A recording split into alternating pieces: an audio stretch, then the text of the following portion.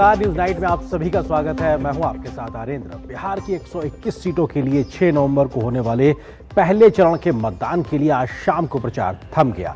कैसा रहा इस पहले चरण के सीटों पर अब तक का प्रचार और कौन से मुद्दों के इर्द गिर्द इन सीटों पर वोटिंग एक तरीके से होती नजर आएगी, इस विषय पर करेंगे विस्तार से चर्चा। होगी बात देश के 12 राज्यों में आज से शुरू हुए दूसरे चरण के एसआईआर की प्रक्रिया की और पश्चिम बंगाल में एसआईआर पर शुरू हुए सियासी विरोध की भी। बताएंगे आपको भारत इजराइल के बीच हुई वार्ता में क्या रहा खास। दिखाएंगे खबर भारतीय महिला क्रिकेट खिलाड़ियों में से किन खिलाड़ियों को मिली आईसीसी विश्व कप टीम में जगह। इसके अलावा भी होंगी देश दुनिया की हर जरूरी और महत्वपूर्ण खबर। शुरुआत हेडलाइंस के साथ। बिहार चुनाव के पहले चरण के लिए थमा प्रचार। उप मुख्यमंत्री सम्राट चौधरी, विजय कुमार सिन्हा और तेजस्वी यादव जैसे दिग्गजों की किस्मत का होगा फैसला। 6 नवंबर को 121 विधानसभा सीटों पर वोटिंग का इंतजार।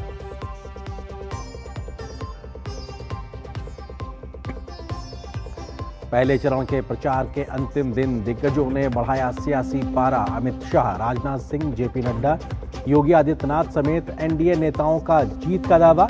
महागठबंधन के लिए राहुल गांधी, तेजस्वी यादव समेत अन्य नेताओं ने दोहराए वायदे। प्रशांत किशोर ने भी मैदान में ठोकी चुनावी ताल।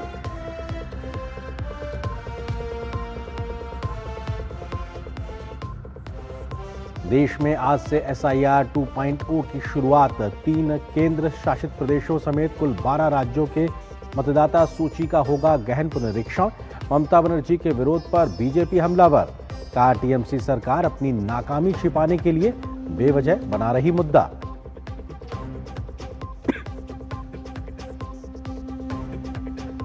भारत और इजराइल के विदेश मंत्रियों के बीच नई दिल्ली में प्रतिनिधिमंडल स्तर की वार्ता। द्विपक्षीय संबंधों की मजबूती पर जोर। आतंकवाद के खिलाफ दिखाई एकजुटता। एस जयशंकर ने गाजा शांति योजना का किया स्वागत। कहा स्थायी शांति का मार्ग होगा प्रशस्त।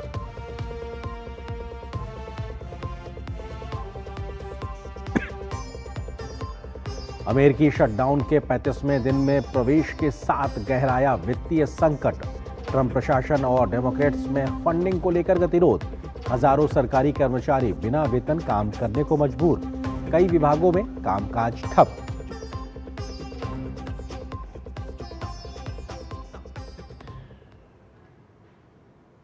खबरों पर डालते हैं विस्तार से नजर और बात पहले बिहार की। 6 नवंबर को होने वाले पहले चरण के बिहार विधानसभा चुनाव के लिए आज शाम को प्रचार अभियान थम गया। 18 जिलों की 121 विधानसभा सीटों के लिए आज आखिरी दिन जमकर प्रचार अभियान देखने को मिला, तो वादों दावों की लंबी फहरिस्त भी आज फिर से देखने को मिली। अमित शाह, राजनाथ सिंह, योगी आदित्यनाथ, जेपी नड्डा से लेकर कई केंद्रीय मंत्रियों और बीजेपी शासित राज्यों के मुख्यमंत्रियों समेत एनडीए के तमाम नेताओं ने आज जोरदार प्रचार किया, तो महागठबंधन पर जोरदार हमला बोला। उधर तेजस्वी यादव के साथ ने आज एक बार फिर से नए वादों की झड़ी लगाई, तो विपक्षी दलों के तमाम स्टार प्रचारकों ने भी आज बिहार के सियासी मैदान में उतरकर जनता से समर्थन मांगा। बिहार विधानसभा चुनाव के बढ़ते सियासी पारे के बीच मंगलवार को प्रथम चरण के प्रचार का शोर थम गया। इससे पहले सूबे के सियासी अखाड़े में सभी राजनीतिक पार्टियों ने पूरी ताकत झोंकी। बीजेपी की ओर से अमित शाह, राजनाथ सिंह, जेपी नड्डा, योगी आदित्यनाथ, शिवराज सिंह चौहान समेत राज्यों के सीएम और स्टार प्रचारकों ने धुआंधार प्रचार किया। बीजेपी के वरिष्ठ नेता और गृह मंत्री अमित शाह ने बेतिया, दरभंगा और चंपारण में एनडीए के समर्थन में जंगल राज के खिलाफ लोगों से वोट डालने की अपील की। अमित शाह ने जनसभा को संबोधित करते हुए विपक्ष पर करारा प्रहार किया और लालू राबड़ी राज में हुए घोटाले गिनवाए। साथ ही कांग्रेस को भी आड़े हाथ लिया। वरिष्ठ भाजपा नेता राजनाथ सिंह ने राघोपुर में जनसभा को संबोधित करते हुए विपक्ष पर निशाना साधा। उन्होंने कहा कि जब भी यूपीए सरकार सत्ता में आती है तो विकास पर ब्रेक लग जाता है। एनडीए के समर्थन में लोगों के बीच बड़े जन समर्थन की अपील के साथ केंद्रीय मंत्री शिवराज सिंह चौहान ने पटना में रोड शो किया। इसी कड़ी में मध्य प्रदेश के सीएम मोहन यादव, छत्तीसगढ़ के उप मुख्यमंत्री अरुण साव, बिहार सरकार के मंत्री नितिन नवीन और भाजपा नेता अनुराग ठाकुर ने रोड शो किया। वहीं असम के मुख्यमंत्री हेमंत बिस्वा शर्मा ने रघुनाथपुर में एक बार फिर घुसपैठियों को देश से बाहर निकालने की प्रतिबद्धता दोहराते हुए राज्य में दोबारा एनडीए सरकार बनाने का आह्वान किया। वहीं दिल्ली की मुख्यमंत्री रेखा गुप्ता ने सीवान में रोड शो किया। इस दौरान उन्होंने कहा कि जिस तरह से बिहार की जनता ने विकास देखा है, बिहार की जनता निश्चित रूप से चाहती है कि एनडीए की सरकार यहां फिर आए और विकास हो। बीजेपी की ओर से आखिरी दिन स्टार प्रचारकों में यूपी के सीएम योगी आदित्यनाथ भी शामिल रहे। एनडीए के समर्थन में योगी ने दरभंगा में रोड शो किया। इस दौरान भारी संख्या में लोग जुटे। इसी कड़ी में बीजेपी की वरिष्ठ नेता और पूर्व केंद्रीय मंत्री स्मृति ईरानी ने पटना में एक प्रेस कॉन्फ्रेंस की और एनडीए के संकल्प पत्र को दोहराया। स्मृति ईरानी ने बताया कि मुख्यमंत्री रोजगार योजना के तहत एनडीए सरकार ने बिहार की 1,30,00,000 महिलाओं को 10,000 रुपए दिए हैं, जिसे दोबारा सत्ता में आते ही 2 लाख किया जाएगा। बिहार विधानसभा चुनाव के पहले चरण के लिए कांग्रेस नेता राहुल गांधी ने मंगलवार को औरंगाबाद में रैली की। रैली को संबोधित करते हुए राहुल गांधी ने कहा कि अगर बिहार में महागठबंधन की सरकार बनती है तो शिक्षा पर विशेष फोकस रहेगा। वहीं मतदान से ठीक पहले राजद नेता तेजस्वी यादव ने एक बड़ा वादा करते हुए कहा कि सरकार बनने के बाद मां बहन मान योजना के तहत महिलाओं के खाते में मकर संक्रांति के दिन 30,000 रुपए भेजे जाएंगे। दूसरी ओर जनशक्ति जनता दल के राष्ट्रीय अध्यक्ष और महुआ विधानसभा क्षेत्र से उम्मीदवार तेज प्रताप यादव ने अपने भाई और राजद नेता तेजस्वी यादव पर चुटकी लेते हुए उन्हें राजनीति में बच्चा बताया। जन स्वराज पार्टी संस्थापक प्रशांत किशोर ने भी तेजस्वी यादव की घोषणाओं पर तंज कसते हुए कहा कि तेजस्वी यादव चुनाव हारने वाले हैं, उन्हें सोचना चाहिए कि वो रिटायरमेंट के बाद अपने लिए क्या करेंगे। बिहार विधानसभा चुनाव के पहले चरण के लिए 18 जिलों के 121 विधानसभा क्षेत्रों में 6 नवंबर को मतदान होना है। चुनाव आयोग ने शांतिपूर्ण मतदान के लिए पर्यवेक्षकों की नियुक्ति की है और मतदाताओं को प्रोत्साहित करने के लिए कई कदम उठाए हैं। पहले चरण में जिन दिग्गजों की किस्मत दांव पर है, इनमें दोनों उप मुख्यमंत्री सम्राट चौधरी और विजय कुमार सिन्हा का भी नाम शामिल है। इसके अलावा अन्य प्रमुख उम्मीदवारों की अगर बात करें तो इसमें लालू यादव के दोनों बेटे तेजस्वी यादव और तेज प्रताप यादव का नाम भी शामिल है। साथ ही भोजपुरी स्टार खेसारी लाल यादव और मैथिली ठाकुर के भाग्य का फैसला भी पहले चरण में ही होना तय है। Bureau report, DD news. तो पहले चरण की 121 सीटों के लिए आज प्रचार थम गया, लेकिन आज आखिरी दिन भी जमकर धुआंधार प्रचार देखने को मिला। पक्ष हो या विपक्ष, दावों प्रतिदावों का दौर आज भी रहा। लेकिन पहला दौर क्यों है खास, आंकड़ों के नजरिए से आपको बताने की कोशिश करते हैं। बिहार विधानसभा चुनाव में पहले चरण में 121 विधानसभा सीटों पर वोटिंग होगी। इनमें 19 सीटें आरक्षित हैं और ये सीटें 18 जिलों में फैली हुई हैं। और कुल मतदाताओं की पहले चरण की अगर बात की जाए तो ये 4.25 करोड़ के आसपास है, जिसमें पुरुष मतदाता लगभग 2 करोड़ के आसपास है और 2.25 करोड़ के आसपास में महिला मतदाताओं की संख्या है। तो अपने आप में ये 121 सीटें भी बहुत निर्णायक हैं अब की बार की सरकार को तय करने के लिए, और ये पहला चरण बेहद खास होने वाला है। पहले चरण में कुल प्रत्याशियों की अगर बात की जाए तो 1314 कुल प्रत्याशी हैं, सभी दलों के और निर्दलीय सभी मिला के। पुरुष प्रत्याशी इसमें लगभग 1192 हैं, जबकि महिला प्रत्याशी 121 हैं। और पोलिंग स्टेशन जो शहरी और ग्रामीण क्षेत्र दोनों जगह हैं वो 45,000 से ज्यादा बनाए गए हैं। और हम जानते हैं चुनाव आयोग ने इस प्रकार की व्यवस्था की है कि किसी को भी वोट डालने के लिए ज्यादा दूर ना जाना पड़े, उसकी मतदाता की सहूलियत को ध्यान रख के ये संख्या बढ़ाई गई है। और प्रति मतदान स्थल यानी प्रति बूथ पर भी वोटर्स की संख्या को कम किया गया ताकि लंबी लाइनें ना लगने पाए। तो ये कोशिश चुनाव आयोग की तरफ से भी लगातार की गई है। 2020 के विधानसभा नतीजों की बात की जाए उन सीटों पर जिन पर 6 तारीख को वोटिंग होगी, यानी कि पहले चरण की 121 विधानसभा सीटों पर 2020 में 5 साल पहले ये थे चुनाव नतीजे। उस वक्त की इन सीटों पर आरजेडी ने 42 सीटों पर जीत हासिल की थी, बीजेपी 32 सीटों पर, जेडीयू 23 सीटों पर जीती थी, कांग्रेस 8 सीटों पर जीती थी और सीपीआई एमएल यानी माले 7 सीटों पर उसने जीत हासिल की थी। तो ये अपने आप में उन बड़े जीत का आंकड़ा है जो 2020 के यानी 5 साल पहले के इस पहले चरण की 121 विधानसभा सीटों का आंकड़ा है। इसी प्रकार से कौन पार्टियां थी जिन्होंने कम संख्या में ही सही लेकिन जीत हासिल की थी 2020 में, उनमें वीआईपी पार्टी ने 4 सीटें जीती थी, सीपीआई ने 2 सीटें जीती थी, सीपीआई-एम ने 2 सीटें और एलजेपी ने जो उस वक्त 1 सीट जीती थी 2020 में, वो इकलौती इसी पहले चरण की सीट थी। तो अपने आप में ये बेहद महत्वपूर्ण है। एक तरीके से कांटे के मुकाबले के तौर पर एनडीए और महागठबंधन के बीच के इस दौर को देखा जा रहा है, जहां पर 2020 के नतीजों के आधार पर देखा जाए तो एक तरीके से कांटे का मुकाबला है। अगले तथ्य की अगर बात की जाए तो किस प्रकार से क्षेत्रवार यहां पर जो सीटें हैं वो कितनी है, क्योंकि अलग अलग सिफोलॉजिकल रीजन है, उनमें मगध, अंग, भोजपुर, कोसी, मिथिला और तिरहुत का जो इलाका है वो इस पहले दौर में आता है। और मगध की 23 सीटों पर दांव लगा हुआ है, अंग की 16, भोजपुर की 35 और कोसी इलाके की 8 सीटें, तो मिथिला की 20 सीटें और तिरहुत की 19 सीटें। यानी कि ये वो तमाम बिहार के अलग अलग क्षेत्र हैं जिनकी इन सीटों पर 121 सीटें टोटल होती है, जिन पर की पहले दौर में वोटिंग होनी है। और इन सीटों पर कौन कहां बाजी मारेगा, इसके आधार पर तय होगा कि 2025 में बिहार में किसकी बनेगी सरकार। तो ये क्षेत्रवार सीटें हैं। तो इसी प्रकार से पहले चरण की बात की जाए तो कौन कितनी सीटों पर चुनावी मैदान में ताल ठोक रहा है, क्योंकि हम जानते हैं कि ज्यादातर गठबंधनों में चुनाव हो रहा है, इधर एनडीए है तो उधर महागठबंधन है।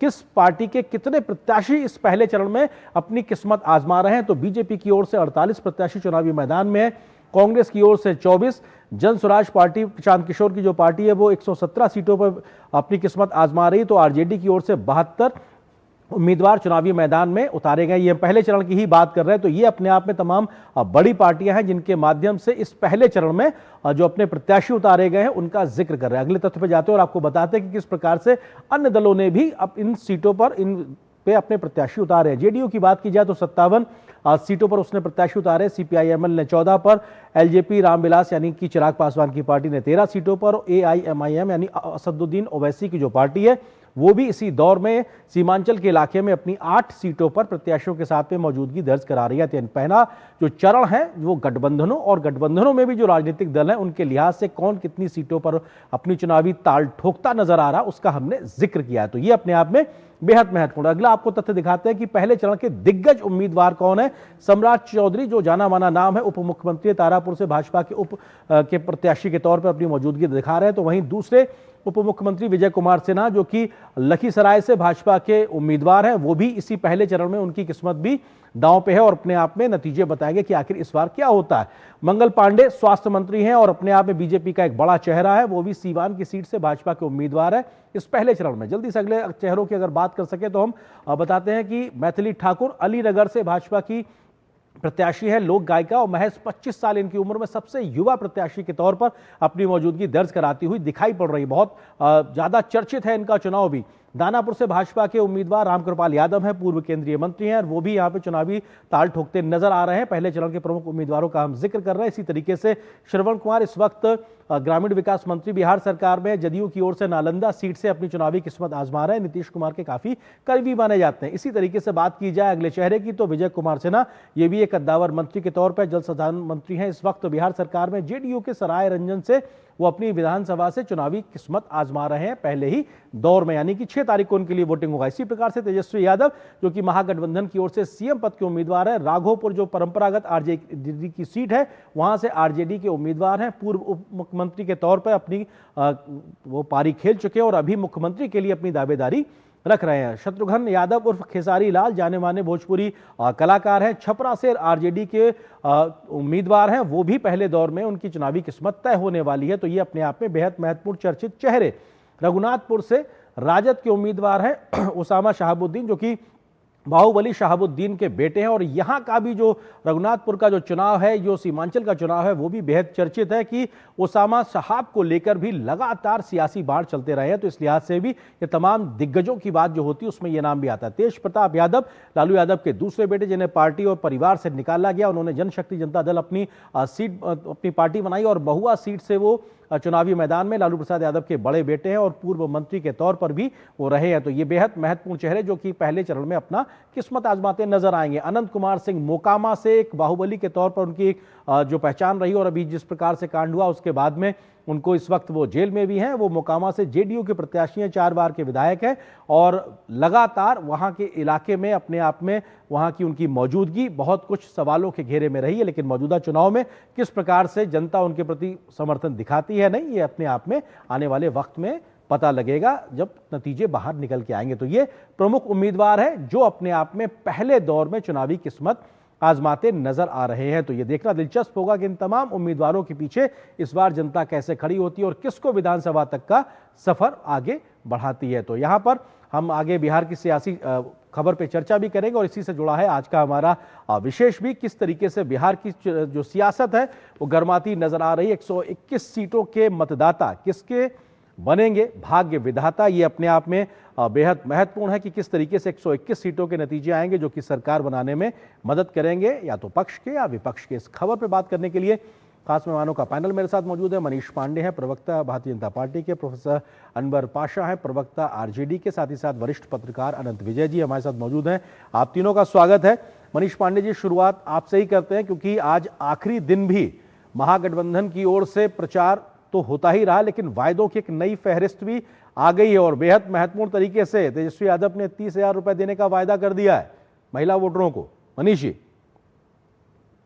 देखिए, तेजस्वी यादव गलतफहमी में जी रहे हैं। माई बहिन मान योजना तो लालू प्रसाद ने 90-95 के दौर में ही लागू कर दिया था। भाई, माई मतलब राबड़ी देवी और बहन मतलब मीसा भारती। मान में तेजस्वी यादव, तेज प्रताप यादव आ गए, तो माई बहन मान और योजना में आगे जो है रोहिणी आचार्य वगैरह कई लोग हैं, सिलसिला जारी है। तो माई बहन मान योजना तो लालू प्रसाद के समय से ही चल रहा है। अब तेजस्वी यादव जो बेवकूफ बनाने की कोशिश कर रहे हैं, तो देखिए, ये सब बिहार की जनता, कहा जाना है उसका कादर खान की एक फिल्म थी, बड़ी मशहूर हुई थी, वो डायलॉग की, बिहार में जो है वो बच्चे जो है वो पॉलिटिक्स सीख कर आते हैं। तो बिहार के लोगों को पॉलिटिक्स क्या समझाना। जितना दिन लालू प्रसाद बेवकूफ बना पाए बनाए। अब तो बिहार के मतदाता बहुत जागरूक हो गए हैं, बहुत एडवांस हो गए हैं, बहुत पॉलिटिकली लिटरेट भी हो गए हैं। तो अब इनको कोई बेवकूफ नहीं बना सकता। बिहार की जनता को देखिए विकास की लत लग गई है।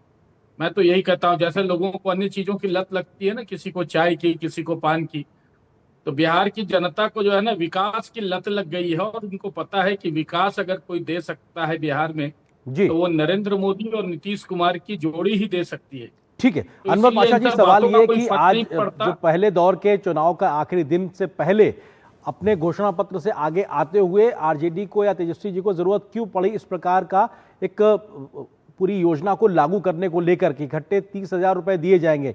महिला वोटर्स को लेकर लगातार बिहार में बात होती रही, वो इंटैक्ट रहता है नीतीश कुमार के साथ। क्या यही वो एक बड़ी वजह थी जहां पे एक सेंधमारी की कोशिश करती नजर आई आरजेडी की ओर से? नहीं, देखिए, ये तो देखिए, सवाल मुझसे है। मनीष जी, मैं ये सवाल अनवर जी से ले रहा हूं। अनवर सवाल जी। इंद्र प्रताप सिंह जी, आपका नमस्कार, आदाब जी आपके व्यूवर्स को। मैं भी सुन रहा था भाजपा के प्रवक्ता को। इनके पास कोई सकारात्मक योजना नहीं है, स्कीम नहीं है, बस नकारात्मक, सिर्फ हमारी आलोचना। 20 वर्षों से आप हैं सरकार में, सत्ता में, आपके पास 20 वर्षों से बहुत मौका था। आप जनता को खुशहाल कर देते, बेरोजगारी दूर कर देते, पलायन बंद कर देते, शिक्षा का स्तर बेहतर कर देते, अशिक्षा के दर को खत्म कर देते, कम कर देते, अपराध को खत्म कर देते। इन सब पे बात आप नहीं करेंगे क्योंकि आपके पास कोई बहुत पॉजिटिव कुछ भी ऐसा नहीं है जो आप जनता के सामने रख सकें। जनता थक चुकी है आपकी इस 20 वर्षों की जो कुशासन है, उससे जनता थक चुकी है। जनता बदलाव के मूड में। आपने कहा ना कि जनता आदी हो गई है, तो मैं कहता हूं कि जनता अब नशे में है, बदलाव के नशे में है। बदलाव चाहती है बिहार की जनता, थक चुकी है एक थकी हारी हुई सरकार से, जिसने बेरोजगारी को बढ़ाया, पलायन को बढ़ाया, अपराध को बढ़ाया, जो पर कैपिटा इनकम है उसको सबसे कम किया, गरीबी को बढ़ाया, अशिक्षा को बढ़ाया। हमारे पास योजनाएं हैं, हमारे पास संकल्प है, हमारे पास उन योजनाओं पर अमल करने का जज्बा है, वो जोश है जो एक नेता में होना चाहिए, जो एक युवा नेता में होना चाहिए। ठीक है, आप कह रहे हैं विजन है, जोश है, नया नेता है, युवा नेतृत्व आप कह रहे हैं। अनंत विजय जी, सवाल यह है कि पहले दौर का पूरा धुआंधार प्रचार आज भी जारी रहा, थमने से पहले ये 121 सीटें, ये इलाके, इन इलाकों के तमाम दिग्गज और अभी तक का प्रचार क्या कहता है और किस प्रकार से अभी तक के इस पूरे बिहार के प्रचार को देखा जाए, किन मुद्दों के इर्द गिर्द सिमटता और घूमता दिखाई पड़ रहा है ये अभी का चुनाव? अनंत जी। आर्यन जी, दो राजनेताओं के साथ पत्रकार को बैठने से एक समस्या भी हो जाती है, कई बार उनसे प्रभावित होने का खतरा भी उत्पन्न हो जाता है। लगता ये है मुझे, आज जो तेजस्वी यादव जी ने जो एक पूरक प्रण जारी किया अपना, मैं उसको पूरक प्रण पत्र कहता हूं, उसका मैं पॉलिटिकल नुआंस समझने का प्रयास कर रहा था। जब से उन्होंने प्रेस कॉन्फ्रेंस की और माई बहन योजना में 30,000 रुपए देने की घोषणा की, मैं ये समझने का प्रयास कर रहा था कि ऐसा क्यों किया। अगर यही करना था तो जब उन्होंने तेजस्वी प्रण जारी किए थे उसमें उसको समावेशित क्यों नहीं किया। फिर मुझे कई लोगों से बातचीत करने के बाद मैं इस निष्कर्ष पर पहुंचा और मुझे लगा कि शायद उनको लगा होगा ऐसा कि नीतीश कुमार की जो योजनाएं हैं उससे महिलाएं ज्यादा प्रभावित हो रही हैं, और नीतीश कुमार जी के गठबंधन जो एनडीए है, नीतीश कुमार के नेतृत्व में जो एनडीए की पार्टियां हैं, उनको कुछ एज मिलता हुआ तेजस्वी यादव जी को या उनके सलाहकारों को या उनके रणनीतिकारों को दिखा होगा। लिहाजा उन सब लोगों ने सलाह इनको दी होगी कि इनको भी कुछ ऐसा करना चाहिए ताकि महिला वोटर इनकी ओर आकर्षित हो सके। इसीलिए ये पूरक प्रण जो तेजस्वी जी ने जारी किया, तो ये तो एक राजनीतिक बात थी। लेकिन जो आपने 121 सीटों की बात की है, ये पूरा इलाका वो भागलपुर से इधर से लगता हुआ और ऊपर तक जाता है। तो मुझे लगता है कि अभी तक के जिस प्रकार के प्रचार हो रहे या जिस प्रकार से एनडीए के समर्थक लोगों ने चुनाव प्रचार में हिस्सा लिया और जिस प्रकार बड़े से बड़े नेता, आज जैसे योगी आदित्यनाथ बड़हिया जैसी जगह पे थे, संग्रामपुर में थे वो अपने राजनाथ सिंह जी, इसके अलावा अमित शाह जी भी हर जगह घूम रहे हैं। वो अररिया भी गए थे, अररिया में एक मठ में भी गए। उसके अनुपात में अगर देखें तो मुझे लगता है कि प्रचार में थोड़े अभी गठबंधन वाले पीछे चलते दिख रहे हैं। और एक अंतिम बात मैं कहना चाहता हूं आर्यन जी कि इस बार नीतीश कुमार जी 2020 से ज्यादा मेहनत कर रहे हैं। 2025 में जो उनको लेकर एक भ्रम फैलाया गया था कि वो बीमार है और वो कुछ नहीं कर रहे, तो मुझे लगता है कि नीतीश कुमार जी को लेकर एक विशेष प्रकार का कंपैशन एक उन लोगों के मन में हो रहा है कि चलिए ये नीतीश कुमार जी हैं, नीतीश कुमार जी इतनी दूर दूर तक आ रहे हैं लोगों के बीच में। तो आज के डेट में अभी जब हम लोग बात कर रहे हैं तो मुझे एडवांटेज एनडीए दिखाई देता है। ठीक है, क्योंकि बहुत महत्वपूर्ण 121 सीटें अपने आप में सरकार बनाने के लिए निर्णायक होगी, पहला दौर ही के लिहाज से बात की जाए। मनीष पांडे जी, लेकिन आरजेडी के जो अनवर पाशा साहब है वो कह रहे हैं कि आपके पास नीतियां नहीं है, विजन नहीं है, उनके पास में ये नीति, विजन, नेतृत्व, युवा नेतृत्व भी मौजूद है। वो एक तरीके से कह रहे हैं कि साहब आप उनके ही योजनाओं को आगे बढ़ाने का काम करते हैं, आपके पास योजनाएं नहीं है, वो आरोप लगा रहे हैं आप पे। देखिए, अगर हम इनकी योजनाओं को आगे बढ़ाने का काम करते तो आज हमारे भी नेता जो है वो आईआरसीटीसी जैसे मामलों में जेल गए होते या चार्जशीटेड होते। हमारे भी कोई नेता चारा घोटाला जैसे मामलों में सजा याफ्ता हो जाते।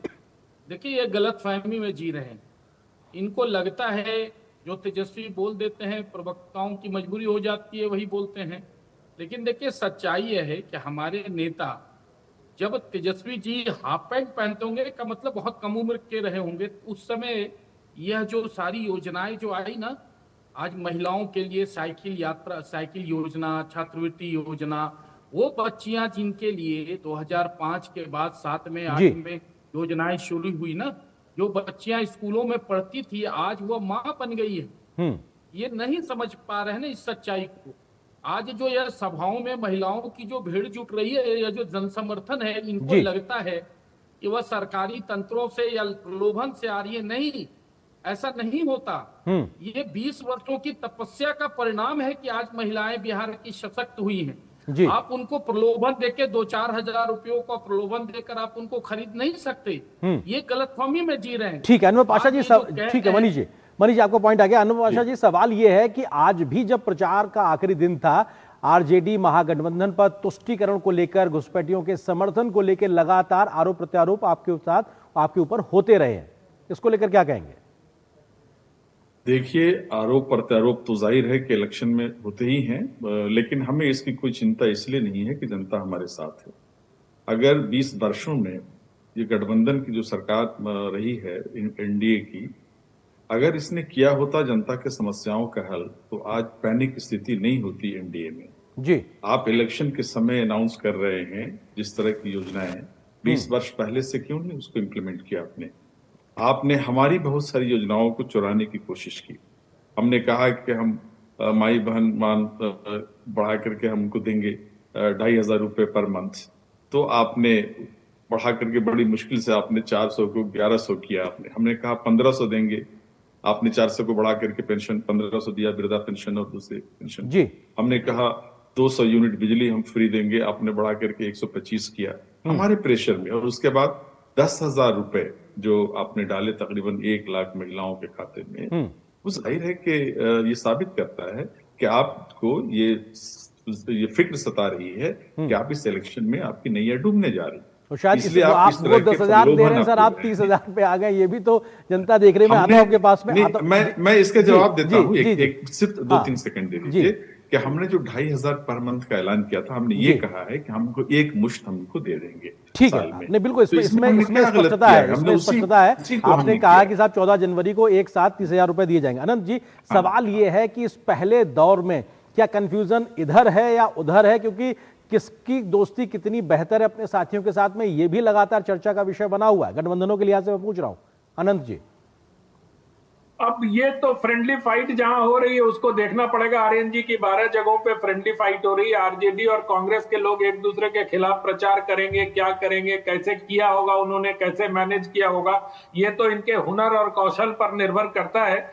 लेकिन जिस प्रकार से कांग्रेस पार्टी थोड़ी लैक लस्टर अप्रोच से इस चुनाव में दिखाई दे रही है, जिस प्रकार से तेजस्वी जी मेहनत कर रहे हैं, उस प्रकार से उनके जो गठबंधन के घटक दल हैं उनका प्रचार मुझे, अब जैसे देखिए आप, एक तरफ राहुल गांधी जी जब वो बोट से कूदते हैं तो मुकेश सहनी आदि उनके साथ होते हैं, दूसरे तरफ तेजस्वी जी जब वो जारी करते हैं तो गुप्ता जी उनके साथ होते हैं।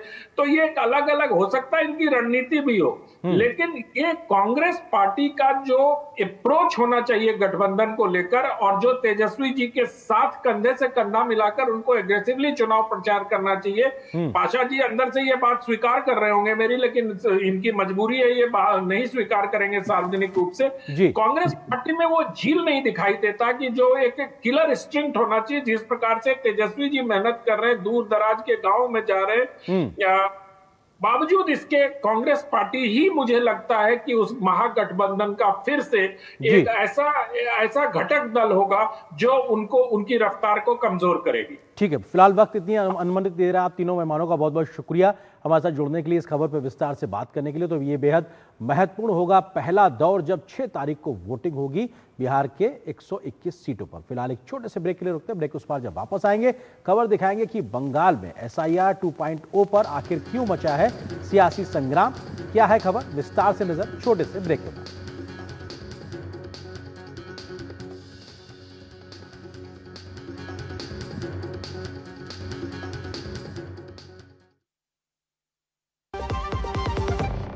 अब आया असली स्वाद, अब आया स्वाद। जब स्वाद के पड़े हो लाले तो MDH का चंकी चाट मसाला डालें। MDH का चंकी चाट मसाला।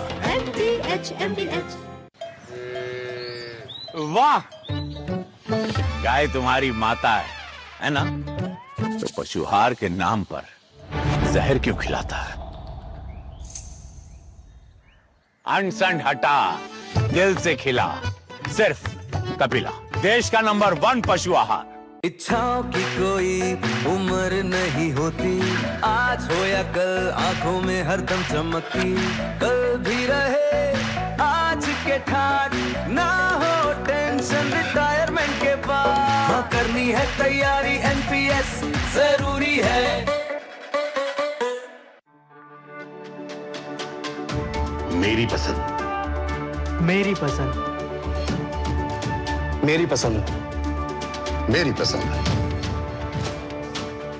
हमारी पसंद, हम सबकी पसंद। मजबूत देश का मजबूत सरिया हो गया स्टील। ओ हरी भैया, अरे वाह, खेतों में कौन सी फसल लगाए हो? 12 महीने कमा कर दे ऐसी फसल। क्या?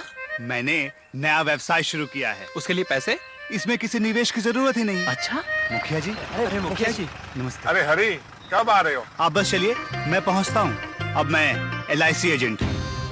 LIC एजेंट बनो, अब बड़ा सोचो। हमारी वेबसाइट पर जाएं या अपनी नजदीकी LIC शाखा से संपर्क करें। 80 करोड़ लोगों को मुफ्त राशन की सौगात है। 1 नहीं 2 नहीं, ये 5 साल तक की बात है। मुफ्त में आपको अन्न मिलेगा, हर परिवार हर मंथ मिलेगा, कहीं भी किसी भी राशन की दुकान से मिलेगा। ये मोदी की गारंटी है। जी हाँ, प्रधानमंत्री गरीब कल्याण अन्न योजना के तहत 1 जनवरी 2024 से आने वाले 5 सालों तक गरीब और अंत्योदय परिवारों को हर माह मुफ्त राशन मिल रहा है। मुसीबतों की छुट्टी, मोदी की गारंटी।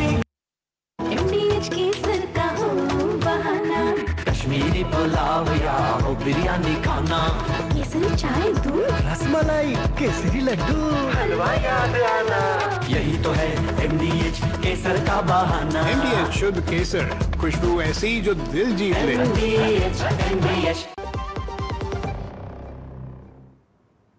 ब्रेक के बाद अब बात SIR की। देश में आज से SIR 2.0 की शुरुआत हो गई है। बिहार के बाद देश के 12 राज्यों में आज से शुरू हुए इस अभियान को लेकर कुछ राज्यों में सियासी विरोध भी शुरू हो गया है। पश्चिम बंगाल की मुख्यमंत्री ममता बनर्जी ने राज्य में SIR के विरोध में मार्च निकाला, तो बीजेपी ने बंगाल से घुसपैठियों को बाहर निकालने के लिए सड़क पर मार्च किया। बिहार के बाद अब बंगाल SIR को लेकर नया सियासी मोर्चा बनता हुआ दिखाई पड़ रहा है। मतदाता सूचियों के विशेष गहन पुनरीक्षण के दूसरे चरण की शुरुआत के साथ ही इसे लेकर राजनीति भी तेज हो गई है। पश्चिम बंगाल में एक ओर ब्लॉक स्तरीय अधिकारी गणना प्रपत्र वितरित कर रहे हैं, तो दूसरी ओर राज्य की मुख्यमंत्री ममता बनर्जी ने TMC नेताओं के साथ मिलकर SIR के खिलाफ विरोध मार्च निकाला। जबकि बंगाल के नेता प्रतिपक्ष शुवेंदु अधिकारी ने उत्तर 24 परगना जिले में SIR के माध्यम से घुसपैठियों को बाहर निकालने की मांग को लेकर जुलूस निकाला। पश्चिम बंगाल में 2026 में होने वाले विधानसभा चुनाव को देखते हुए ममता बनर्जी और TMC ने SIR को बड़ा मुद्दा बना लिया है।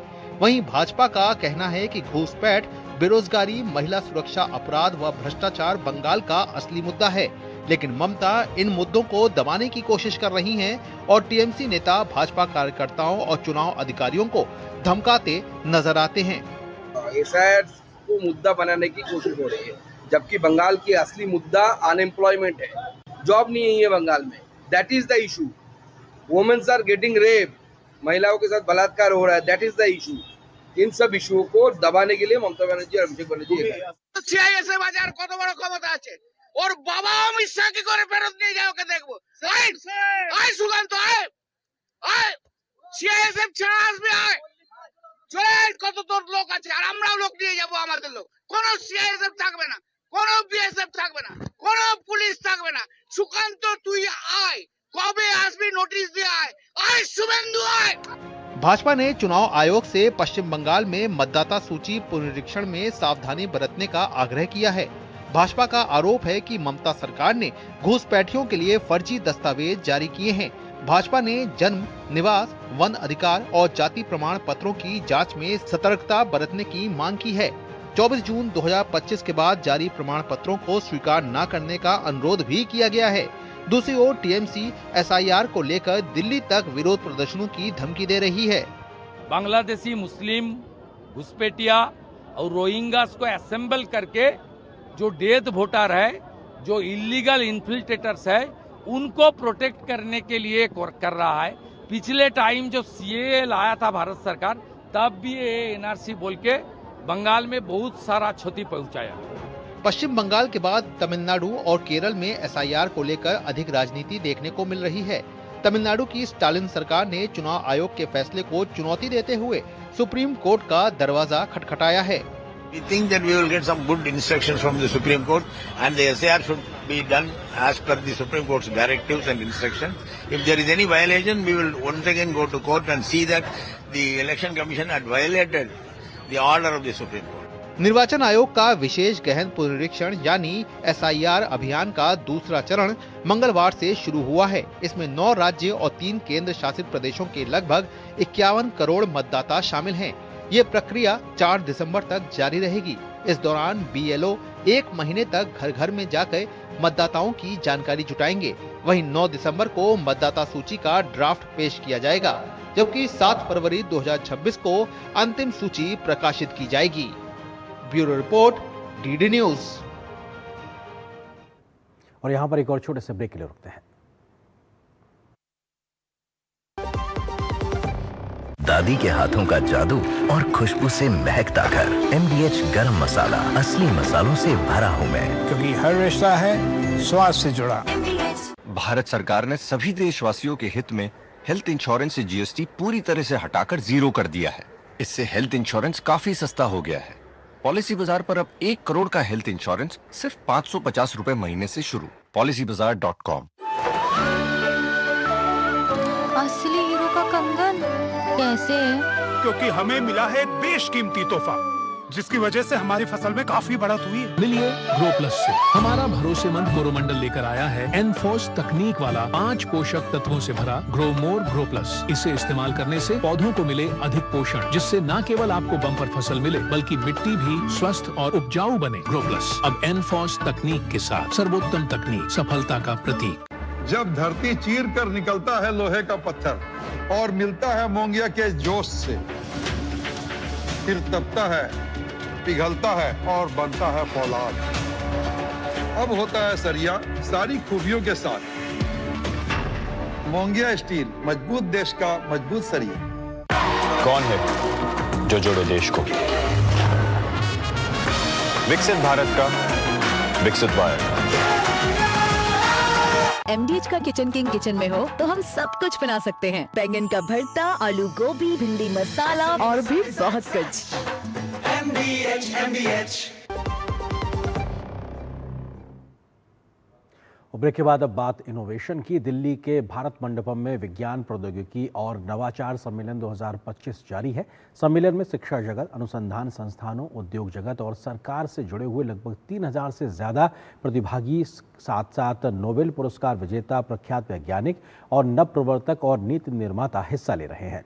वहीं आयोजन का मुख्य आकर्षण 1 लाख करोड़ रुपए की अनुसंधान, विकास और नवाचार योजना का शुभारंभ भी था, जिसका उद्देश्य भविष्य के लिए तैयार प्रौद्योगिकियों के लिए एक मजबूत आधार तैयार करना है। ये एस्टिक प्रोग्राम जो है बहुत इम्पॉर्टेंट रहा है ये, क्योंकि इसका जो टाइटल ही है वो है कि emerging science, technology and innovation conclave. So basically all the different academic institutions, research institutions, फिर private startups, private sectors also, they all actually have converged here और एक platform मिला उनको to coordinate the different kind of and work as a team under one umbrella।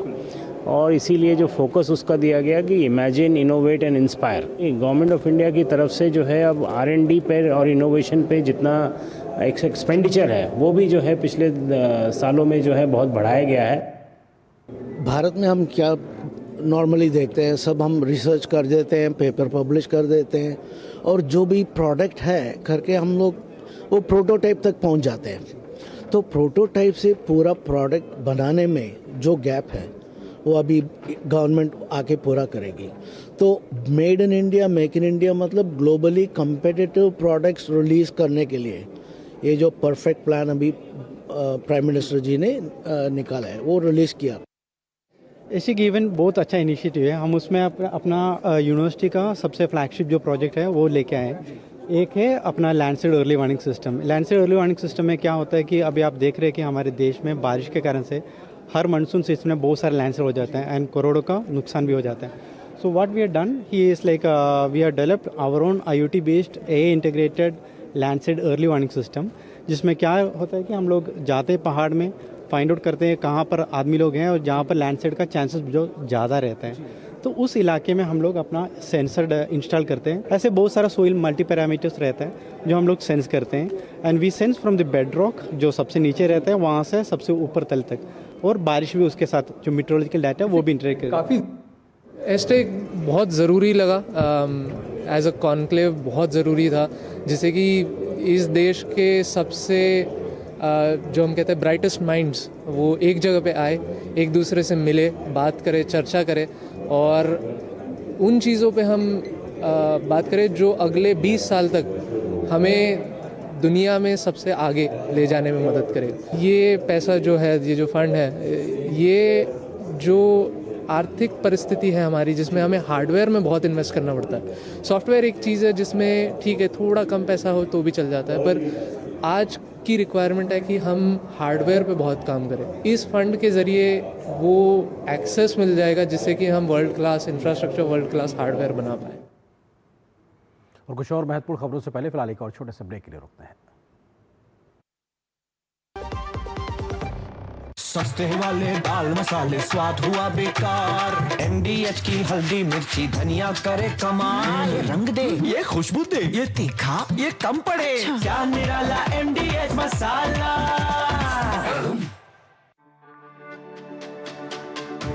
मेरी पसंद, मेरी पसंद, मेरी पसंद, मेरी पसंद, हमारी पसंद, हम सबकी पसंद। मजबूत देश का मजबूत सरिया होंगे स्टील।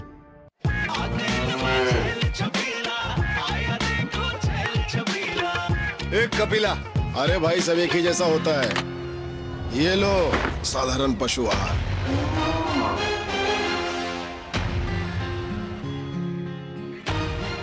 इस देश की हर माँ, बच्चे, बूढ़े, जवान, खिलाड़ी, डॉक्टर, इंजीनियर, सबको गाय भैंस की दूध की शक्ति पर भरोसा है। पर जब इन पशुओं को कपिला पशु आहार मिलेगा, तभी तो दूध सिर्फ ज्यादा ही नहीं, शक्ति से भरपूर भी होगा। और ये सच जानते हुए चंद पैसों के लिए तुम देश का भरोसा तोड़ दो। माफ कीजिए।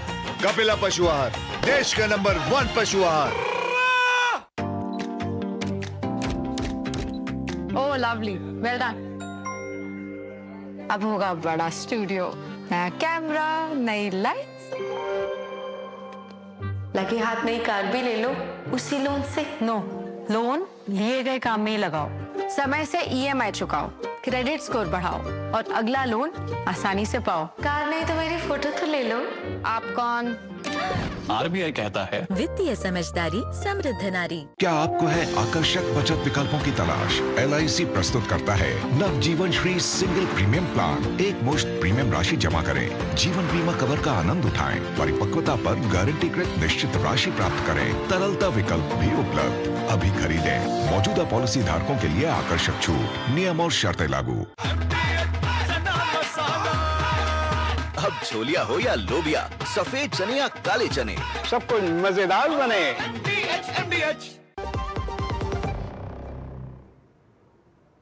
भारत और इजरायल के बीच आज दिल्ली में प्रतिनिधिमंडल स्तर की वार्ता हुई।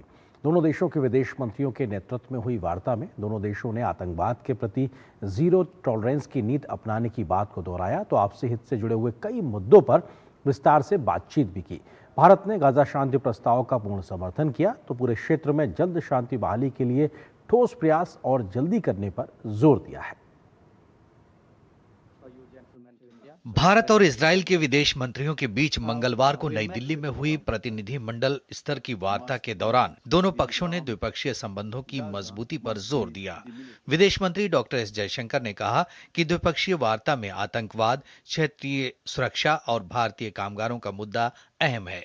उन्होंने कहा कि दोनों देशों के सामने आतंकवाद एक साझा चुनौती है और इसके प्रति जीरो टॉलरेंस की वैश्विक नीति अपनाना आवश्यक है। We have stood together in testing times and we have created a relationship with a very high degree of trust and of reliability. Our two nations face a particular challenge from terrorism. It is essential that we work towards ensuring a global approach of zero tolerance to terrorism in all its forms and manifestations. विदेश मंत्री doctor S Jaishankar ने Gaza संघर्ष को लेकर कहा कि भारत शांति योजना का समर्थन करता है और उम्मीद करता है कि एक स्थायी समाधान की दिशा में रास्ता प्रशस्त करेगा। उन्होंने इजराइल में बंधकों की वापसी और संघर्ष में जान गंवाने वालों के अवशेषों की वापसी का भी स्वागत किया। वहीं इजराइल के विदेश मंत्री गिदोन सआर ने प्रधानमंत्री नरेंद्र मोदी के इजराइल के प्रति समर्थन की सराहना करते हुए कहा कि हमें याद है कि 7 अक्टूबर को हमास के नरसंहार के बाद प्रधानमंत्री नेतन्याहू को फोन करने वाले वे पहले वैश्विक नेता थे जिन्हें हम नहीं भूलेंगे। India supports the Gaza peace plan and hopes that it paves the way for a durable and lasting solution. Excellency, your visit allows us to review our bilateral cooperation and assess the possibilities for further deepening it. The recent conclusion of our bilateral investment agreement is a notable step in that direction. We appreciate Prime Minister Modi's strong solidarity. We remember that he was the first world leader to call Prime Minister Netanyahu after Hamas October 7 massacre, and we won't forget it. Bharat और Israel के बीच रणनीतिक साझेदारी को और मजबूत बनाने के उद्देश्य से हुई विदेश मंत्री डॉक्टर एस जयशंकर और इजराइल के विदेश मंत्री गिदोन सआर की इस बैठक में दोनों देशों ने आतंकवाद, नवाचार, कृषि और वैश्विक शांति जैसे मुद्दों पर गहन चर्चा की। इस दौरान एस जयशंकर ने क्षेत्र के विकास, गाजा शांति योजना और एक स्थायी समाधान के निर्माण के प्रयासों पर इजरायली दृष्टिकोण साझा करने के लिए विदेश मंत्री गिदोन की सराहना की। साथ ही दोनों देशों के बीच रणनीतिक साझेदारी को मजबूत करने पर सार्थक चर्चा हुई। भारत की 2 दिवसीय यात्रा पर आए इजराइल के विदेश मंत्री ने मंगलवार को राष्ट्रीय सुरक्षा सलाहकार अजीत डोभाल से भी मुलाकात की और हाइफा चौक स्मारक का दौरा किया। ब्यूरो इनपुट के साथ अखिलेश सुमन की रिपोर्ट, डीडी न्यूज। और यहां पर एक और छोटे से ब्रेक के लिए रुकते हैं। लाल रंग इसका अपार, तीखा कम है फिर भी स्वाद, बेमिसाल बेमिसाल MDH Kashmiri, MDH Kashmiri. MDH। असली हीरो का कंगन कैसे?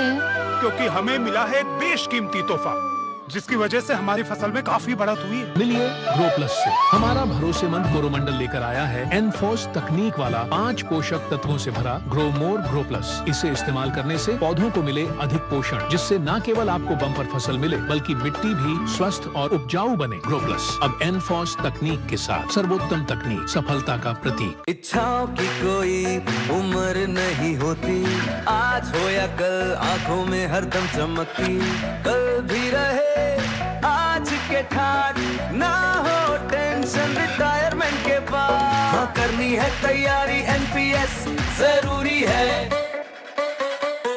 LIC युवा प्रोफेशनल्स के लिए लाए हैं नव जीवन श्री। करें नियमित प्रीमियम का भुगतान, जीवन बीमा का आनंद लें, प्राप्त करें प्रीमियम के प्रतिशत पर गारंटीकृत एडिशंस, अपने वित्तीय लक्ष्यों के अनुरूप मैच्योरिटी पर गारंटीकृत धनराशि पाएं। मौजूदा पॉलिसी धारकों के लिए आकर्षक अतिरिक्त लाभ आज ही खरीदें। कौन है जो जोड़े देश को? विकसित भारत का विकसित भारत। आपके घर के खाने में रेस्टोरेंट जैसा स्वाद ले आए MDH का शाही पनीर मसाला। पनीर को क्या मस्त बना डाला।